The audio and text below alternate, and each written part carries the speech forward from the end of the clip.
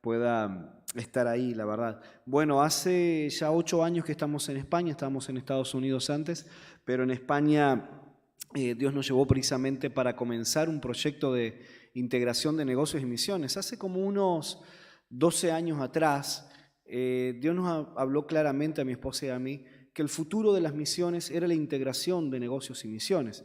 Y en aquel momento yo no entendía muy bien qué forma tenía eso, ni cómo iba a lucir, ni qué iba a pasar. Pero Dios me dijo: Mauricio, quiero que te metas ahora en este tema para que más adelante, cuando empiece a levantar más obreros latinos en el mundo de los negocios y las misiones, tú puedas estar listo para darle esas herramientas y poder colaborar con el movimiento latino en eso, ¿no? Hermanos, cuando yo estaba acá, apenas estaba estudiando ciencias de la comunicación. Trabajaba 8 horas para vivir como todo el mundo. Era el líder de jóvenes aquí en esta iglesia. Estudiaba las horas que me llevaba la facultad. Y entre el primer día que yo tomé mi primera clase en la universidad en el 96 hasta el día que pude recibirme, pasaron 16 años. 16 años. Tuve que mudarme a otro país, aprender inglés, transferir todos mis créditos, pagar crédito de estudiante internacional en Estados Unidos porque no era ni residente ni ciudadano. Fue un sacrificio tan grande, pero pude terminar. Y yo quiero animarles que no importa en qué etapa de la vida estés, lo que Dios ha puesto en tus manos para hacer, termínalo. La visión que Dios te ha dado, llévala adelante. No importa los años. 16 años en mi vida pasaron de todas maneras. Es preferible que pasen estudiando y con un propósito y no que hayan pasado 16 años y no haya terminado. Lo que es cierto es que cuando terminé, y eso fue en el año 2012, al poquito tiempo Dios me puso en el corazón que tenía que hacer un máster. Entonces yo digo, bueno, Señor, si tú abres la puerta. Y Dios abrió la puerta en una universidad de Barcelona. Hice un máster en negocios allí y fue realmente impactante. Yo no sabía cómo Dios iba a utilizar eso más adelante, pero Dios lo abrió. Mirando años atrás, yo recuerdo que yo quería terminar el liceo y quería precisamente entrar al seminario bautista. Yo quería hacer el seminario. Y recuerdo que Dios me habló claramente y me dijo: no, Mauricio, yo no quiero que tú hagas el seminario. Y yo tuve un tiempo de pelea con Dios porque no entendía muy bien por qué Dios no quería que hiciera el seminario. Pero en su momento Dios me habló y me dijo: Mauricio, tú tienes un perfil misionero y quiero que tengas un título que puedas entrar a cualquier parte del mundo y nadie te persiga por tener un título cristiano o lo que sea aquella. En aquel momento eso fue lo que yo entendí de Dios. Yo lo que no sabía era que 25 años más adelante de aquel momento, lo que Dios quería en realidad era que yo estuviera metido ayudando a muchos obreros que no pueden entrar al campo misionero con una visa religiosa, que no pueden entrar a lugares complicados del mundo porque son pastores o son misioneros y tienen que entrar trabajando. Lo que yo no sabía era que Dios me estaba preparando cuando yo estaba en Montevideo y estaba estudiando ciencias de la comunicación. Dios ya tenía el plan. Lo que yo tenía que hacer era obedecerlo. He terminado mi máster hace algún tiempo atrás e increíblemente ahora Dios me ha permitido entrar al seminario ahora para hacer un doctorado. Y estoy estudiando un doctorado precisamente de liderazgo, pero en la integración, me han dejado hacer mi tesis en la integración de negocios y misiones desde la perspectiva latina. Entonces estoy estudiando eso y estoy avanzando. Ahora, yo soy el Mauri de toda la vida que estaba en esos bancos. Lo que te quiero decir es que no tiene que ver con tus talentos, no tiene que ver con tus habilidades, no tiene que ver con tus dones, tiene que ver con tu obediencia. Tiene que ver con lo que Dios quiere construir en ti. Tiene que ver con que Dios tiene los recursos, con que Dios tiene el programa, Dios tiene el plan. Y tú sencillamente tienes que escuchar a Dios y hacer lo que Dios te pide en el momento que Dios te pide. Y yo sencillamente he ido avanzando, obedeciendo a Dios. Entonces nos fuimos a España porque la empresa para la que trabajaba quebró y el ministerio de la agencia misionera con la que yo dirigía, y pasé 5 años dirigiendo una agencia misionera donde pudimos enviar muchos misioneros al mundo, Dios me había pedido que renunciara a esa agencia también, y un día de repente me quedo sin trabajo, sin agencia misionera, sin trabajo y sin ministerio. Y digo, Dios, no entiendo nada. ¿Qué es lo que tú quieres hacer? Y ahí Dios me dijo, Mauricio, es que el tiempo de vivir lo que has estado aprendiendo sobre la integración de negocios y misiones, ha llegado el tiempo de llevarlo a la práctica. Y quiero que vayas a España y que abres una iglesia por medio de la integración de negocios y misiones. Y claro, cuando fui a España, fui y desobedecí. Porque lamentablemente fui y había una iglesia que no tenía pastor. Y dije, qué bien, es más fácil, voy a agarrar una iglesia que ya está sin pastor y voy a llevarla para el lado de la integración de negocios y misiones. Y me reventé. Porque Dios no me llamó a tomar una iglesia que no tenía pastor, Dios me llamó a abrir una iglesia de cero. Entonces, cuando culminé mi compromiso con esta iglesia, Dios me dijo, Mauricio, comienza de cero. Y ahí, en el living de nuestra casa, con un puñado de gente, arrancamos de cero. Precisamente ahí estuvieron Rich y Pau, y bien en el inicio. Ellos llegaron bien en el inicio. En el momento en que nosotros comenzábamos, que teníamos 4 o 5 reuniones de haber comenzado. Y allí estuvieron con nosotros y fue una bendición enorme. Hoy estamos 5 años más adelante. Lo cierto es que cuando llegamos a España, mi esposa, que es maestra graduada, pero con especialidad en profesorado de inglés, ella abrió una academia de inglés. Bueno, abrió enseñar inglés en nuestra casa, en realidad. Y éramos, en aquel momento, 3 niños, de los cuales 2 eran mis hijos. Así que imagínense. Comenzamos allí y comenzamos de cero. Los niños empezaron a venir cada vez más, habían 15, habían 30. En el momento que ustedes nos visitaron, todavía teníamos la academia en nuestra casa. Un día Geraldine dice, Mauricio, terminó la etapa de casa. Terminó la etapa de casa. Tenemos que llevar la academia, abrir la academia en algún lugar, así que voy a empezar a buscar lugar. Y ella sola empezó a buscar alquileres por aquí, por allá, hasta que encontró un alquiler justo a 100 metros de nuestra casa. Dice, este es el lugar. Dice, vamos a abrir aquí la academia. Fue algo impactante. Abrimos la academia a 100 metros de nuestra casa. En aquel momento teníamos como 30 alumnos y sencillamente, bueno, la abrimos en fe. Y lo tremendo fue que la iglesia que se reunía en mi casa empezó a reunirse en la academia de inglés. Y esto ya es un cambio total de paradigma. No es que es una iglesia que tiene una academia de inglés, es una academia de inglés donde se reúne la iglesia. Y parte de lo que Dios nos empezó a hablar es que el perfil que Dios nos daba para meternos en la ciudad y ser miembros activos de nuestra comunidad era un perfil por medio de la educación. Entonces Dios nos dijo, por medio de la educación ustedes se van a meter acá y ustedes van a poder estar impactando y van a poder estar avanzando. Y es lo que hemos estado haciendo a lo largo de este tiempo. Abrimos el local en septiembre del 2019. Y saben lo que pasó en marzo del 2020, ¿verdad?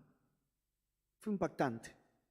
Lo cierto es que tuvimos que cerrar todo. El dueño de la academia del local nos permitió pagar la mitad del alquiler. Así que ahí la iglesia, tenemos un convenio con la iglesia, que la iglesia paga la mitad del alquiler, la academia paga la otra mitad. Así que nosotros íbamos avanzando ahí. Pero hermanos, ningún convertido todavía, 5 gatos locos, intentando ser fiel a Dios, haciendo guerra espiritual, caminata espiritual, orando por todos lados y nada pasa. Recuerde esto, España es el Uruguay de 1980. Quienes vivieron esa época espiritual, recuerda lo que era evangelizar en esa época.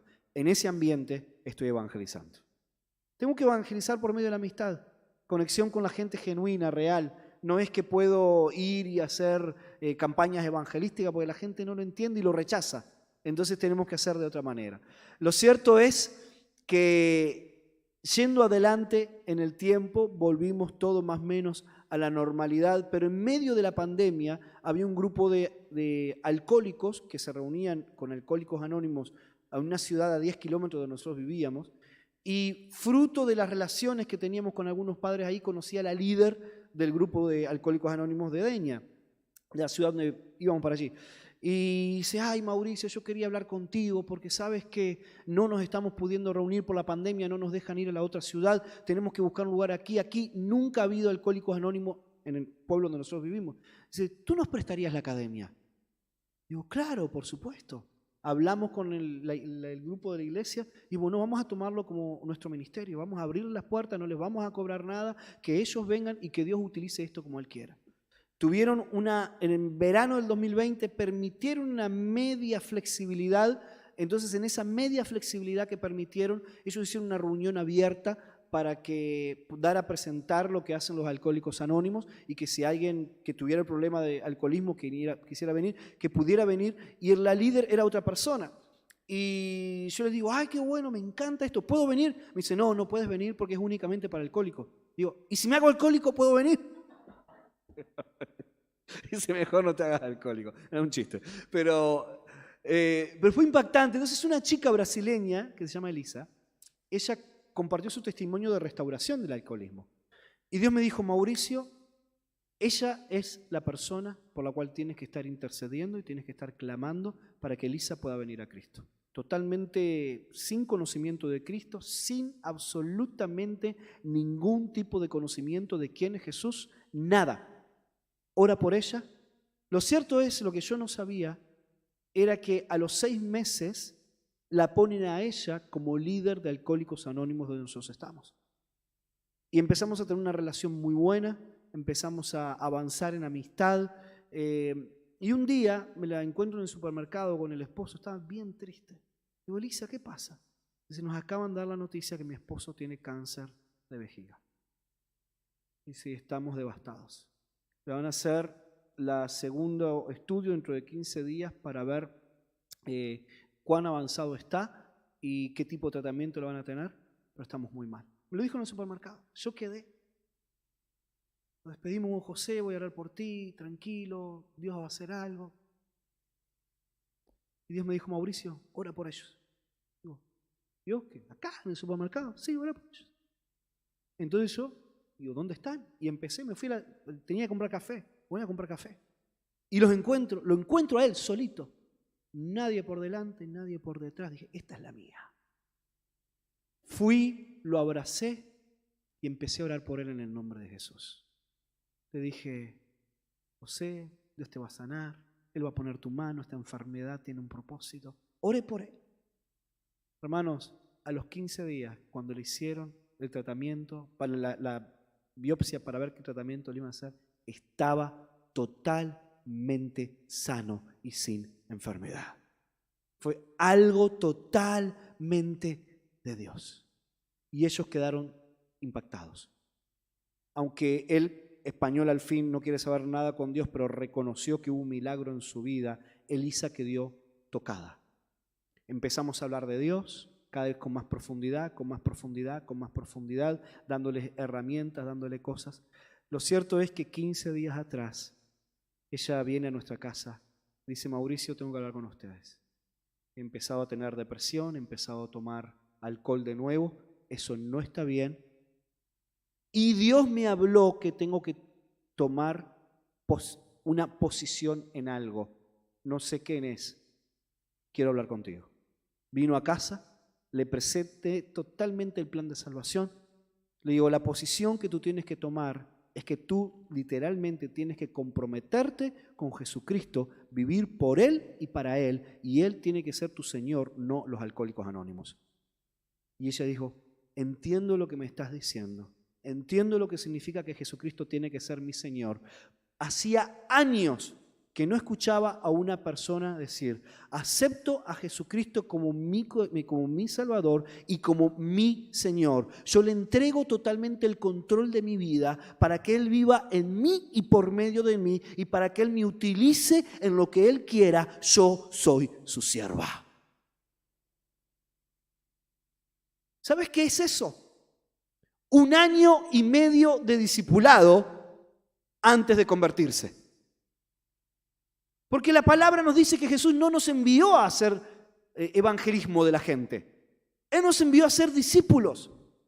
Y cada vez que tú estás compartiendo el evangelio de Dios con una persona que no es cristiana y esa persona acepta un concepto bíblico como válido en su vida, a pesar de no haber sido todavía aceptado a Jesucristo en su corazón, esa persona está siendo discipulada.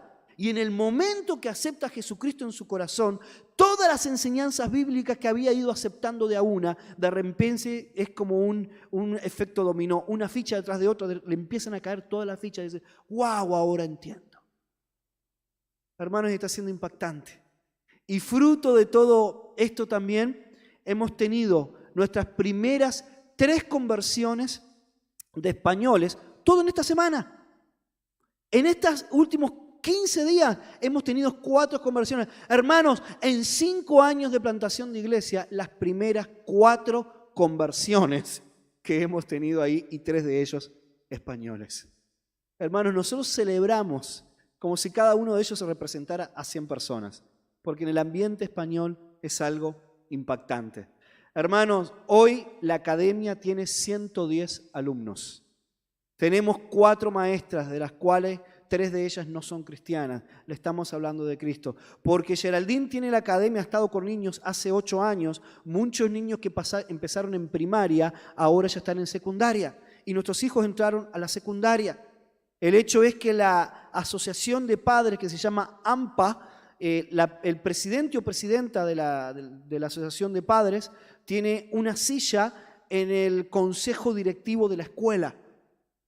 Entonces, habían elecciones y como la gran mayoría de los padres de primero de liceo y de segundo conocían a mi esposa por la academia, propusieron a mi esposa para ser la presidenta del AMPA. Y desde este año mi esposa es la presidenta del AMPA con una voz de influencia en el liceo local donde van más de 700 alumnos. Eso es Dios obrando.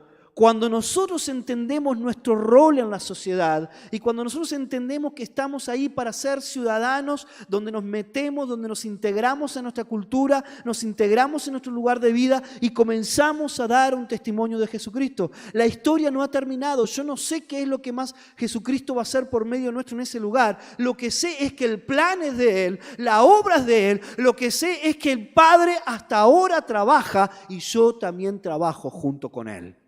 Hermanos, tenemos que entender eso. Y es en esa línea que quiero que usted abra su Biblia en Lucas 5. En Lucas 5 tenemos un ejemplo muy bueno de todo esto que estamos hablando. Dice, yo leo de la Nueva Traducción Viviente, dice que en cierto día, mientras Jesús predicaba en la orilla del mar de Galilea, grandes multitudes se abalanzaban sobre él para escuchar la palabra de Dios. Déjame hacer una pausa ahí. Grandes multitudes se abalanzaban sobre él. Dice otra versión que se agolpaban, ¿verdad? ¿Qué otra versión, qué otra palabra más hay por ahí? ¿Alguien tiene otra versión que utilice otra palabra? ¿No? Abalanzar, agolparse. El Lucas 5:1.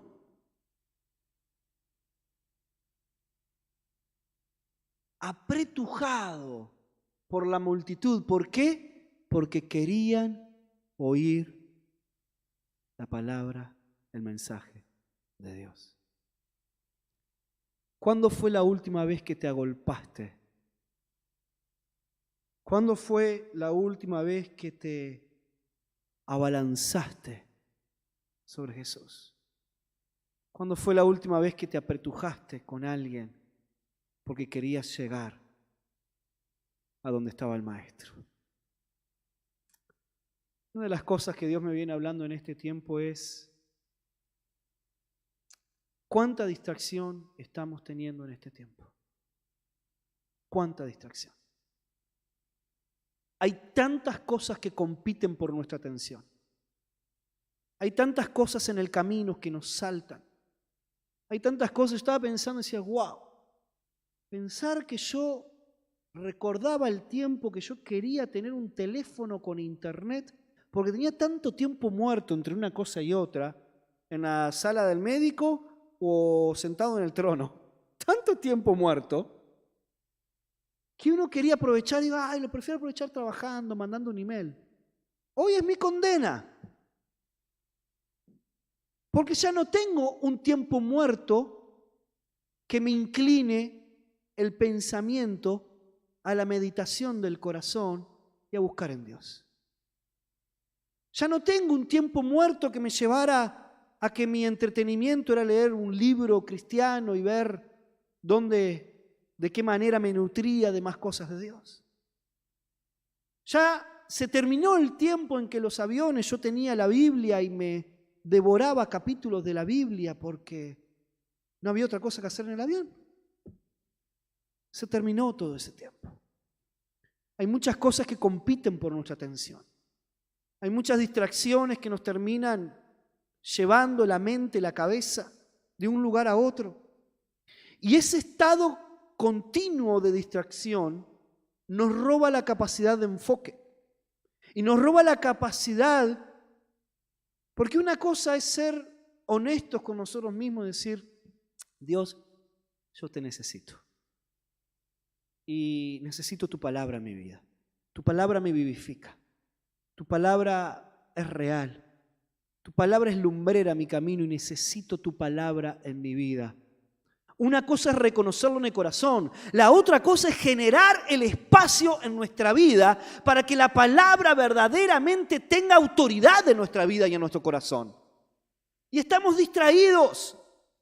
Pero no solo estamos distraídos con los electrónicos. Estamos distraídos con la vida. Porque hoy por hoy lo más importante es lo siguiente que tengo que hacer. Lo siguiente que tengo que hacer me está robando la atención del hoy. Ayer escuchaba a Patrick, el presidente de Open, esta agencia con la que trabajo, y bueno, dicho sea de paso, todo esto me llevó a unirme a un network de un americano, de gente que son practicantes en la integración de negocios y misiones. Todos los que estamos ahí trabajamos, todos los que estamos ahí o son profesionales, o tienen oficios, o tienen empresas, tienen algo. Lo cierto es que por medio de lo que hagas, sea lo que sea que hagas, seas empleado, o seas patrón, o seas algo, tú por medio de tu trabajo plantas iglesias. Por medio de tu trabajo haces discípulos. Y este es un network de practicantes, hay muchísimas personas, hay más de unos 300 obreros en el campo, que esos 300 obreros han empleado más de 22.000 personas entre hinduistas, budistas y musulmanes. Y de esas 22.000 personas, a lo largo de todos los 30 años que ha existido este network, han abierto más de 700 iglesias por medio de trabajar en los lugares complicados del mundo.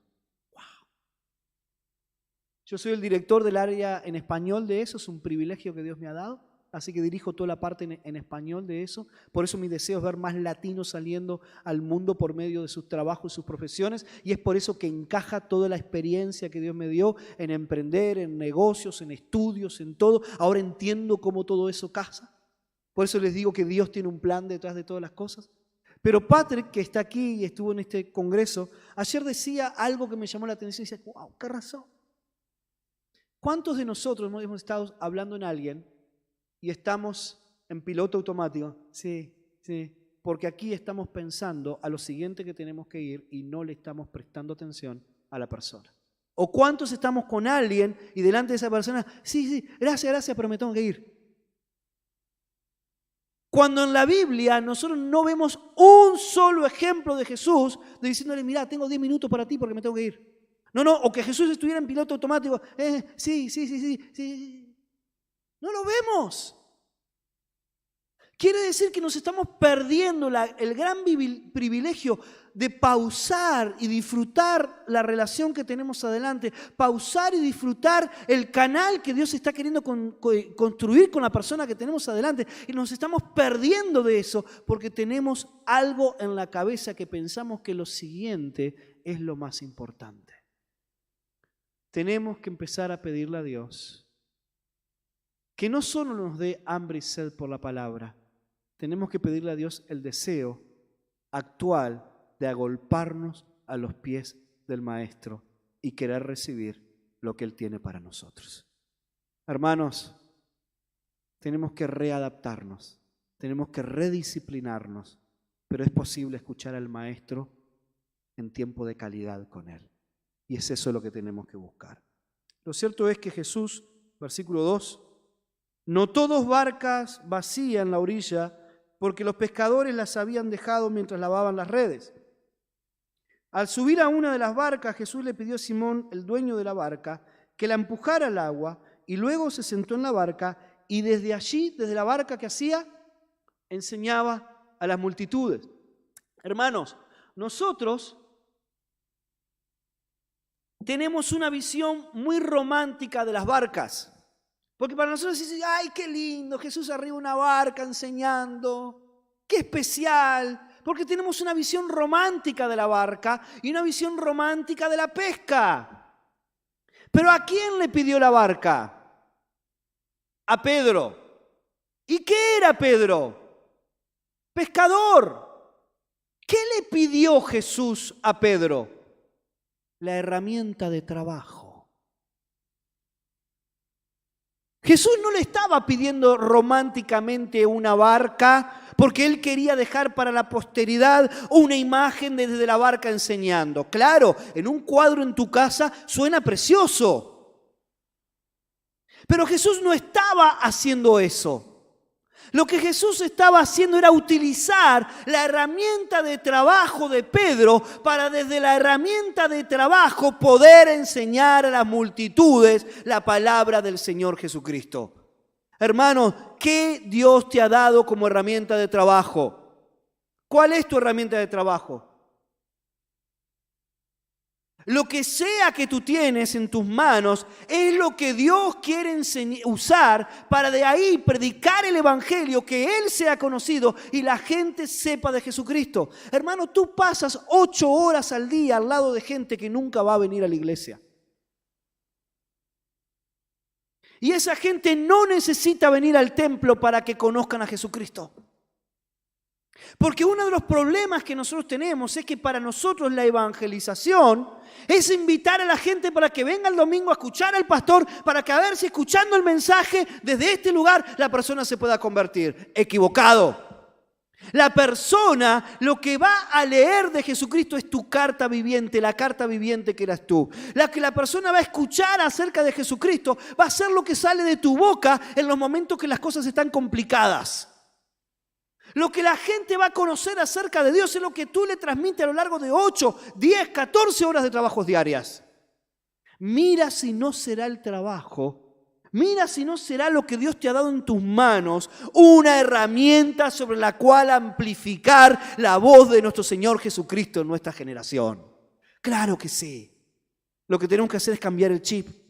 El problema es que nosotros separamos lo santo en el templo, lo secular afuera. Y para Jesús no había de ninguna manera esa separación. Si nosotros vamos a Génesis 2:15, en Génesis 2:15 Dios puso al hombre en la tierra con un propósito. Y vamos a verlo. En Génesis 2:15 dice, el Señor Dios puso al hombre en el jardín del Edén para que se ocupara de él y lo custodiara. Otra versión dice que se ocupara y lo labrara. O sea, ¿para qué puso Dios al hombre en el jardín del Edén? Para trabajar. Esa palabra que está ahí, ocuparse, en el hebreo original, significa la palabra abodá. Y la palabra abodá tiene 3 acepciones, pero las 3 utilizadas conjuntamente, no separadas. Y en estos días, estudiando precisamente para mi doctorado, esta palabra más a profundidad, tiene una 4ª acepción, que después se la comento, pero que está relacionada también, todas unidas. No es la una acepción o la otra, son todas unidas. La palabra abodá en el hebreo original significa trabajar. Entonces quiere decir que Dios puso al hombre en el jardín del Edén para que lo trabajara, y literalmente aquí es trabajar. Y es la misma palabra abodá cuando Dios le dice al hombre antes de pecar, aboda, antes de que viniera el pecado en la humanidad, aboda, trabaja. Y es la misma palabra abodar después que el hombre cayó y hubo pecado en la humanidad. Y dice, 6 días trabajarás, 6 días abodarás y en el 7º descansarás. Es exactamente la misma palabra, no cambió. El pecado no cambió el deseo del corazón de Dios que el hombre trabaje. No lo cambió. Sigue siendo nuestra responsabilidad cuidar la tierra, trabajar la tierra y cumplir el plan de Dios en esta tierra. Sigue siendo nuestra responsabilidad. La segunda acepción de esta palabra es adoración. Es adorar. ¡Wow! Se podría haber traducido aquí, Dios puso al hombre en el jardín del Edén para que le adorara. Ahora, ¿alguna vez pensaste que tu trabajo es adoración a Dios? ¿Alguna vez pensaste que con tu trabajo Dios puede glorificarse, honrarse, gozarse? ¿Alguna vez pensaste que con tu trabajo tú puedes estar adorando a Dios de una manera única, especial? ¿Cuántos de nosotros en el domingo en la mañana pensamos, wow, domingo en la mañana tenemos que ir a la iglesia? ¡Yes! ¿Y cuántos de nosotros, el lunes en la mañana, son las 7, a trabajar? Lo que Dios quiere es que tú entiendas, no, lunes en la mañana, son las 7, a trabajar. Es el mismo sentido en el corazón. Voy a adorar a Dios con mi trabajo. Y la tercera acepción de la palabra abodá es servir. Acá podría decir, Dios puso al hombre en el jardín del Edén para que le sirviera. Hermano, las 3, para un hebreo, estas 3 van juntas, no van separadas. Entonces nosotros podríamos decir que nuestro trabajo es nuestra adoración y es nuestro servicio. Tú sabes que ese versículo que a todos nos encanta, de elijan ustedes a quien quieran servir, pero mi casa y yo serviremos al Señor. Esa palabra servir ahí es abodar. A lo largo del Antiguo Testamento la palabra abodar está más de 860 veces en el Antiguo Testamento. Es impactante. Y entonces es un concepto, los judíos lo tienen bien claro. Es por eso que Jesús no tuvo ningún problema de pedirle la barca a Pedro para desde la herramienta de trabajo de Pedro poder utilizar ese sistema, esa manera de poder comunicar el Evangelio de una forma clara para la gente. La pregunta que te hago es, ¿Jesús tiene la autoridad sobre tu herramienta de trabajo? ¿Jesús tiene total discreción sobre tu herramienta de trabajo? ¿Sobre tus 8 horas de trabajo? ¿Hace Jesús lo que quiere con tus 8 horas de trabajo? ¿De qué manera trabajamos? ¿Trabajamos como para Él o como para los hombres? Una de las cosas que me ha impactado haciendo el estudio que tengo que hacer, porque lo bueno es que me obligan a que yo no puedo hablar de cualquier cosa en la tesis que estoy escribiendo, tengo que justificarla bíblicamente. Me he tenido que meter a la Biblia para justificar todo esto, wow, ni les digo. Y he encontrado algunas perlas maravillosas. Quiero leerle una en Colosenses 1:20. Y por medio de él, de Jesús, Dios reconcilió consigo todas las cosas. ¿Qué se rompió con el pecado en el jardín del Edén? Se rompió la relación con Dios, se rompió la relación entre personas y se rompió la relación con la tierra, con el trabajo, ¿verdad? Cuando Jesucristo vino a la tierra y dice que Él reconcilió consigo mismo todas las cosas, reconcilió la relación con el Padre, que lo tenemos clarísimo, reconcilió la relación entre nosotros, que también lo asumimos, pero reconcilió la relación del hombre con la tierra. Algo que no asumimos, algo que nos cuesta. Vemos el trabajo como maldición y hermanos, Jesucristo reconcilió en su muerte y en su resurrección absolutamente todas las cosas, también el sentido para el cual Dios te dio tu trabajo. Eso es impactante.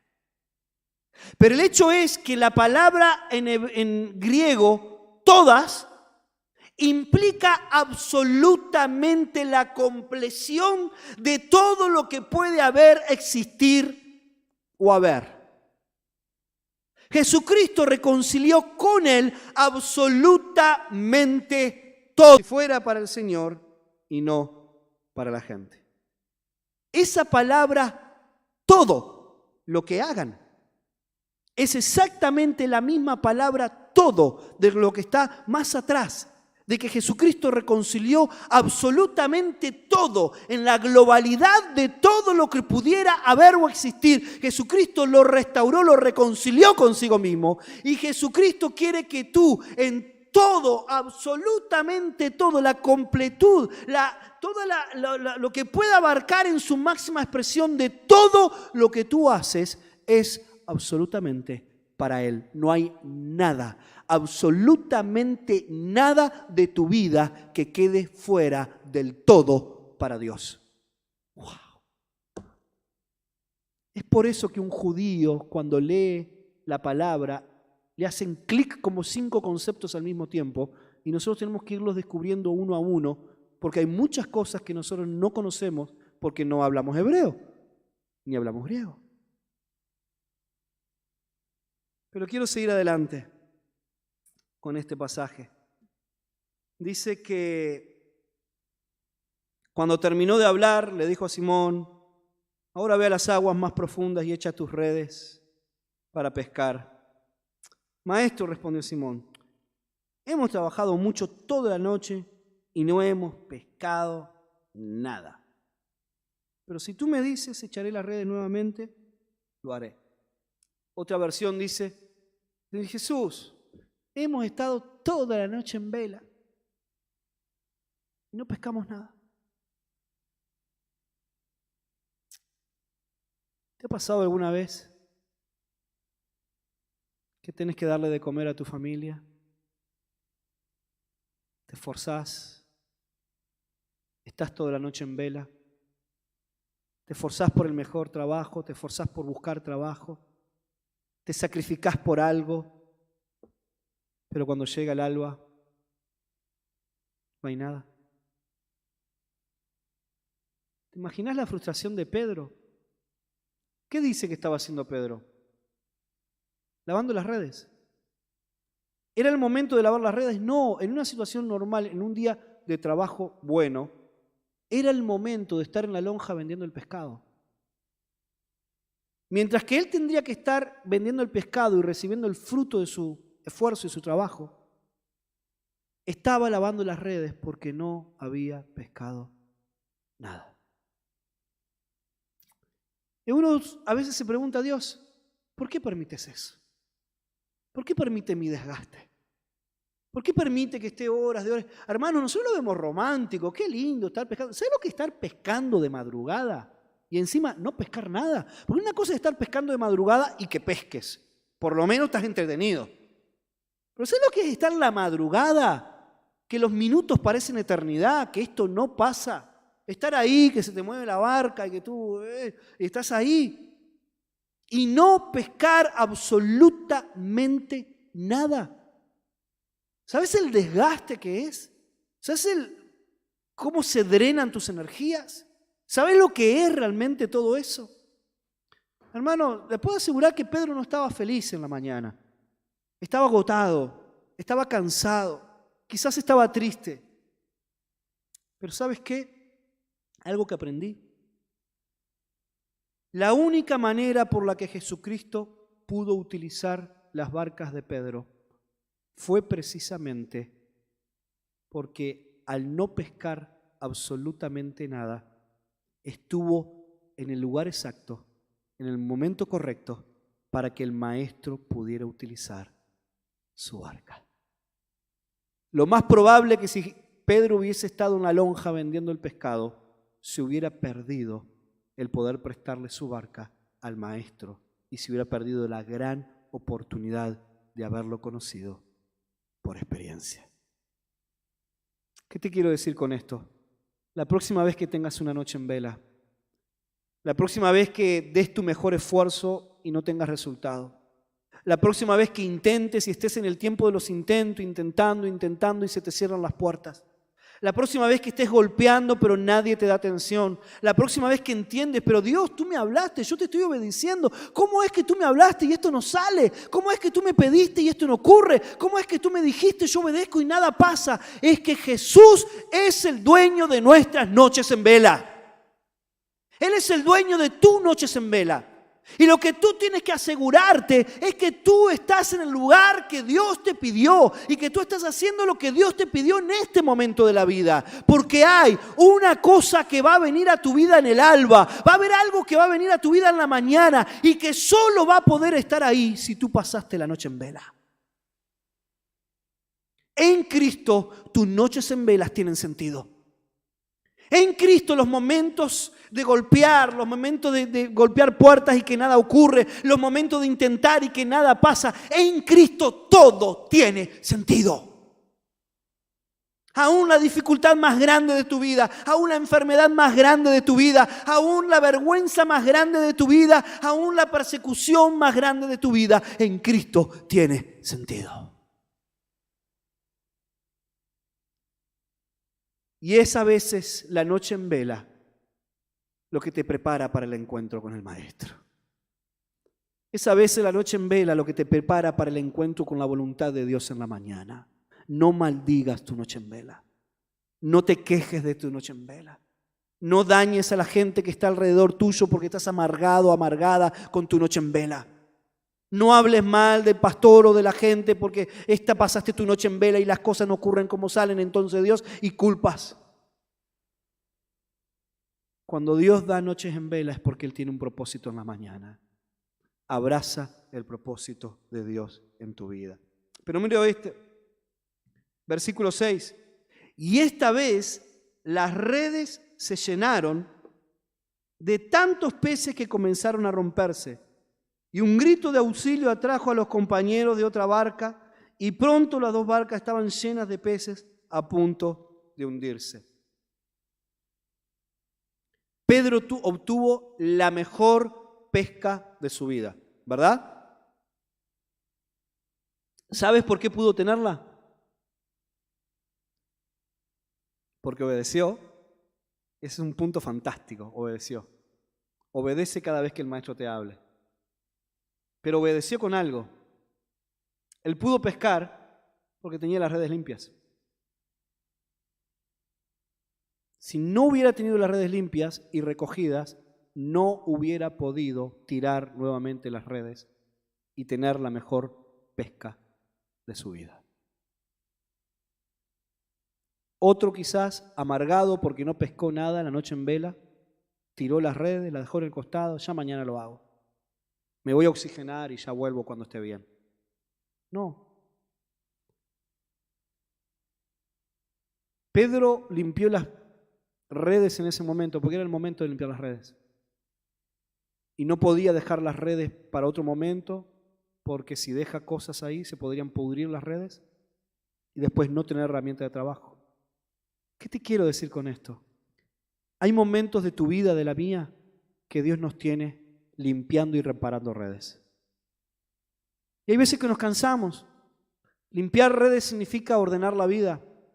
Él te va a llevar por la palabra y te va a mostrar cosas de tu vida que tienes que ordenar, que tienes que cambiar. Y Él te va a decir, cambia aquí, cambia allá, ajusta esto, quita esta basura, remienda esto, toma este principio, aplícalo, cambia esta área de tu vida. ¿Saben cuál es nuestro problema, hermanos, a veces? Es que nosotros queremos utilizar la fe en Jesucristo más como una patita de cabra o más como un genio de la lámpara, más que realmente como el Señor de mi vida a quien le debo total devoción. Cuarta acepción de la palabra abodá, esclavo. Cuando entiendo que mi vida no es mía, no me pertenece, soy de Él, por Él y para Él. Cuando entiendo que no tengo voluntad en mí mismo por mi propia causa, sino que mi voluntad es hacer el plan que el Maestro me mandó a hacer. Cuando entiendo que soy un siervo inútil, que vivo por Él y para lo que Él me pida hacer. Cuando entiendo que mi vida es cumplir el propósito de Dios en medio de este tiempo. Hermanos, cuando Dios te pide que limpie tus redes, no es porque Él no te ama o porque te ame a ti menos que a otros. Al contrario, Dios te ama tanto que te pides que arregles tus redes, que te pides que prepares tu vida, porque es la única manera que podrás recibir toda la bendición que Él tiene para ti. Y te digo esto, cuando Dios te da lo que Él te quiere dar, sobreabunda. ¿Cuántas barcas sacaron llenas? ¿Solo la de Pedro? No, la de su colega también. La del otro que no hizo absolutamente nada para recibir nada. Se fue bendecido por la misma bendición que le tocó a Pedro. Cuando nosotros obedecemos a Dios, cuando nosotros tiramos la red donde Él nos pide, cuando nosotros limpiamos nuestras redes y hacemos lo que el Padre nos pide, cuando nosotros hacemos todo eso, la bendición es tan grande que impacta a todos aquellos que están alrededor nuestro.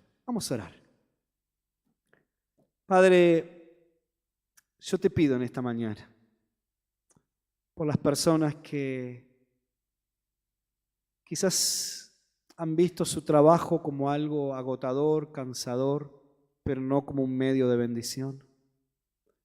Te pido por las personas que tenemos distracciones tan grandes que a veces, aunque tenemos ganas de estar a tus pies, terminamos en otro lugar y no en el lugar que debemos de estar. Te pido, Señor Jesús, por las noches en velas que muchas veces estamos ahí cansados, atribulados, desgastados y no entendemos por qué no haces nada. Señor, permítenos amar las noches en velas. Permítenos amar el tiempo del intento. Permítenos amar el tiempo de limpiar las redes y de creer realmente que tú tienes un plan para nuestras redes limpias, que tú harás algo, que cuando pongamos en regla, en orden, todas las cosas, tú irás mostrando tu voluntad. Señor, permítenos disfrutar del obedecer a tu voz, que cuando tú nos digas, echa las redes aquí, nosotros lo hagamos, que cuando tú nos digas, préstame tu barca, nosotros te la prestemos, que cuando tú nos digas, ve aquí o ve allá, nosotros nos deleitemos sencillamente con hacer tu voluntad. Padre, bendice esta iglesia. Levanta, Dios, obreros en esta iglesia. Levanta, Señor Jesús, en este lugar gente que te tema, que te ame con toda su devoción a ti. Como dice la cuarta acepción de la palabra bodá, levanta esclavos en esta iglesia que vivan, Dios, una vida de trabajo, de adoración y de servicio exclusivamente para ti, porque te aman y desean ver tu gloria hasta lo último de la tierra. Te lo pedimos todo esto en el nombre de Cristo Jesús. Amén. Amén. Muchas gracias, hermanos. Que Dios les bendiga.